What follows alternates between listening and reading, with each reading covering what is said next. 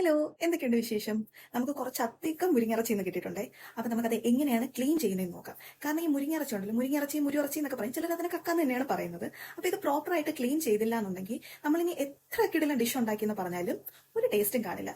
ഒന്നും മണ്ണ് കടിക്കും, രണ്ടാ ഷെല്ല് അതിനകത്ത് കാണും, പിന്നെ അതിന്റെ ഒരു സ്ലൈമി ടെക്സ്ചർ കാണും, പിന്നെ ഒരു വല്ലാത്ത സ്മെല്ലും ആയിരിക്കും. സോ ഇത് പ്രോപ്പർ ആയിട്ട് ക്ലീൻ ചെയ്താൽ ഇതുപോലൊരു ടേസ്റ്റി ഡിഷ് വേറെ ഇല്ല. അപ്പൊ നമുക്കിത് എങ്ങനെയാണ് ക്ലീൻ ചെയ്തതെന്ന് നോക്കാം. അപ്പോൾ ഇതാണ് സാക്ഷാൽ മുരിങ്ങിറച്ചി അഥവാ മുരുകിറച്ചി.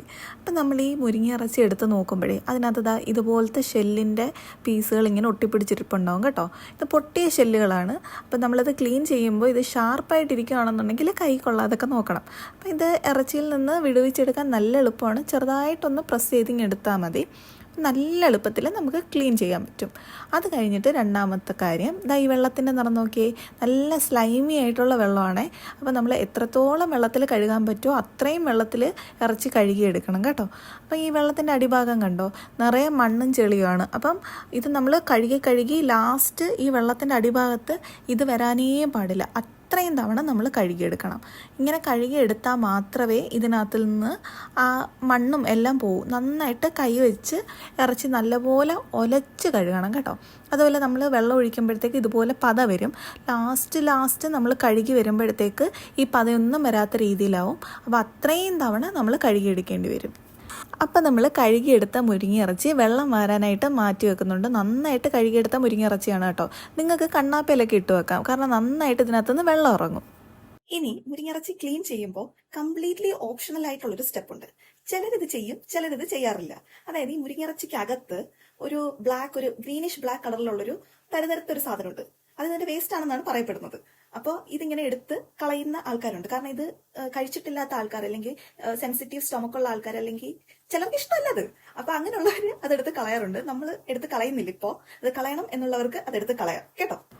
അപ്പം നമ്മൾ വെള്ളം വാരാനായിട്ട് വെച്ച് മുരിങ്ങിറച്ചിയിൽ നിന്ന് വെള്ളമൊക്കെ വാർന്ന് നല്ല പെർഫെക്റ്റ് ആയിട്ട് കിട്ടിയിട്ടുണ്ട്. അപ്പം ഈ മുരിങ്ങിറച്ചി അടികട്ടിയുള്ള നോൺ സ്റ്റിക്കോ അല്ലെങ്കിൽ ഉരുളിയോ നിങ്ങളുടെ കയ്യിലുള്ള ഏത് പാത്രമാണെന്ന് വെച്ചാൽ അതിനകത്തേക്ക് ഇടുക. എന്നിട്ട് ലോ ടു മീഡിയം ഹീറ്റിൽ വെക്കുക. നമ്മൾ ഒരു തുള്ളി വെള്ളം പോലും ഒഴിച്ചിട്ടില്ല കേട്ടോ. ഇത് മുരിങ്ങിറച്ചിയിൽ നിന്ന് ഇറങ്ങി വന്ന വെള്ളമാണ്. അപ്പോൾ ഈ വെള്ളം ഇറങ്ങി വരുന്നതിൻ്റെ കൂടെ ഇതിൻ്റെ മുകളിൽ ഇങ്ങനെ പത പോലെ വരികയും ചെയ്യും. ഈ മുരിങ്ങിറച്ചിക്ക് ഒരുപാട് കുക്കിംഗ് ടൈം ഒന്നുമില്ല.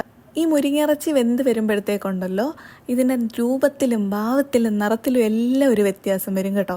ഈ മുരിങ്ങിറച്ചി ഇങ്ങനെ ചുരുങ്ങി വരും, ഇതിൻ്റെ നിറം കംപ്ലീറ്റ്ലി മാറും. പിന്നെ ഇതിനകത്തുനിന്ന് ഒരുപാട് വെള്ളം വരും.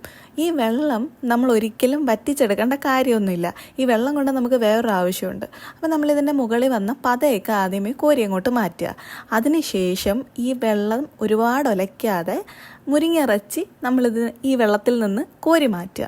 കോരി മാറ്റിയതിന് ശേഷം ഈ വെള്ളം വെച്ച് തന്നെ, അതായത് ഈ വെള്ളത്തിൻ്റെ അടിയിൽ കുറച്ച് ഒരു പൊടി പോലെയൊക്കെ കാണും കേട്ടോ. അപ്പം ആ പൊടിയൊന്നും പറ്റാതെ ആ വെള്ളത്തിൽ തന്നെ ഈ മുരിങ്ങിറച്ചി 1-2 തവണ കഴുകിയെടുക്കുക. അത്രയേ ഉള്ളൂ. മുരിങ്ങിയിറച്ചി കംപ്ലീറ്റ്ലി ക്ലീനായി കിട്ടും. ഇത്രയും ഭയങ്കര സിമ്പിൾ പ്രോസസ്സാണ്. പിന്നെ ചൂടോടുകൂടി എടുത്ത് കഴുകണമെന്ന് ഞാൻ പറയത്തില്ല.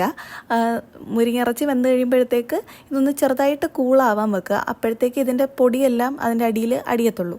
അപ്പോൾ ഇതുപോലെ കോരിയെടുത്ത് മാറ്റിയിട്ട് ഈ വെള്ളം വെച്ച് തന്നെ നമ്മുടെ മുരിങ്ങിയിറച്ചി ക്ലീൻ ചെയ്തെടുത്താൽ നമ്മുടെ മുരിങ്ങിയിറച്ചി ക്ലീനിങ് പ്രോസസ്സ് കംപ്ലീറ്റ്ലി ഫിനിഷ്ഡ്. ഇതുപോലെ ഇരിക്കും.